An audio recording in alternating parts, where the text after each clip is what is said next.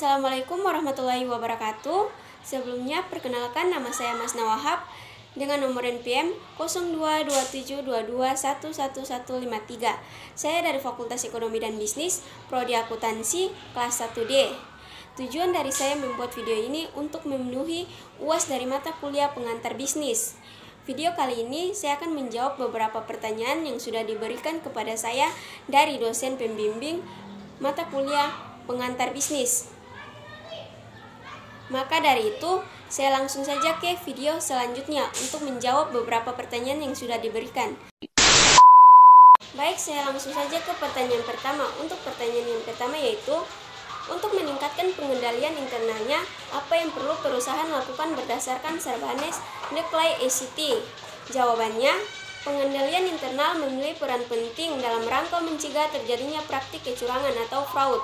Fraud dapat terjadi kapan saja, di perusahaan mana saja. Fraud dapat dilakukan oleh pihak internal perusahaan atau karyawan dan manajemen perusahaan, atau pihak eksternal perusahaan.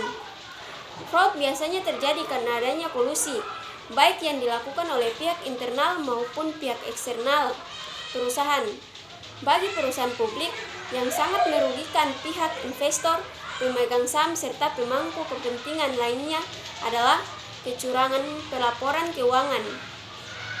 Skandal jatuhnya perusahaan besar seperti Enron dan WorldCom di Bursa Saham Amerika Serikat tahun 2002 disebabkan karena salah satu arus dan manipulasi fraud laporan keuangan yang mengakibatkan rusaknya kepercayaan publik dan investor. Sebagai upaya yang mengembalikan kepercayaan pasar, maka dikeluarkanlah Religious Sarbanes atau Oxley atau ACT. Baik, saya langsung saja ke pertanyaan yang kedua, yaitu melalui metode-metode apakah perusahaan dapat meningkatkan efisiensi produksi? Sebutkan. Nah, jawabannya, perusahaan dapat meningkatkan efisiensi produksi melalui metode-metode. Yang pertama, metode teknologi, yang kedua, metode skala ekonomi, dan yang ketiga, metode restrukturisasi. Baik, saya langsung saja ke pertanyaan yang ketiga.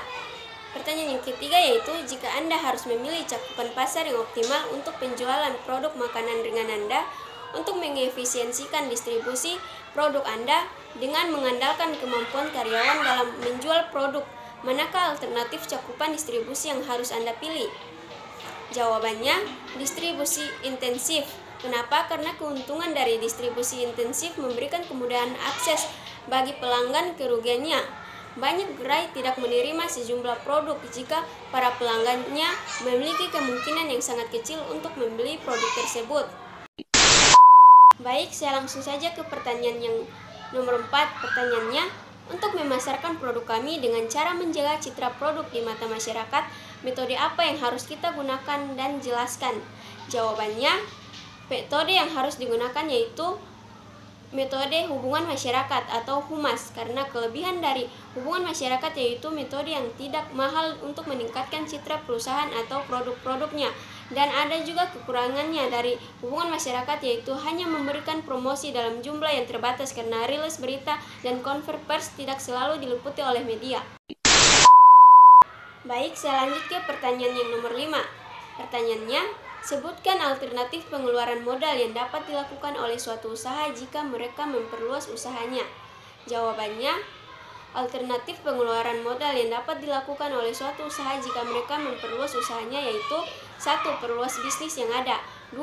Pengembangan bisnis baru, 3. Investasi pada aktiva yang dapat mengurangi beban. Baik, saya lanjut ke pertanyaan yang nomor 6.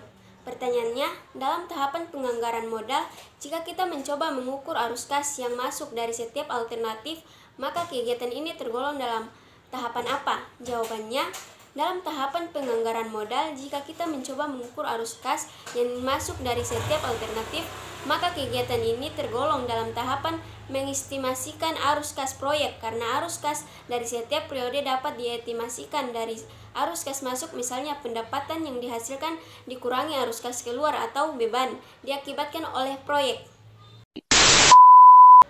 Oke, baik, saya sudah menjawab beberapa pertanyaan yang sudah diberikan kepada saya. Kurang dan lebihnya saya mohon maaf. Wabillahi taufiq wal hidayah. Wassalamualaikum warahmatullahi wabarakatuh.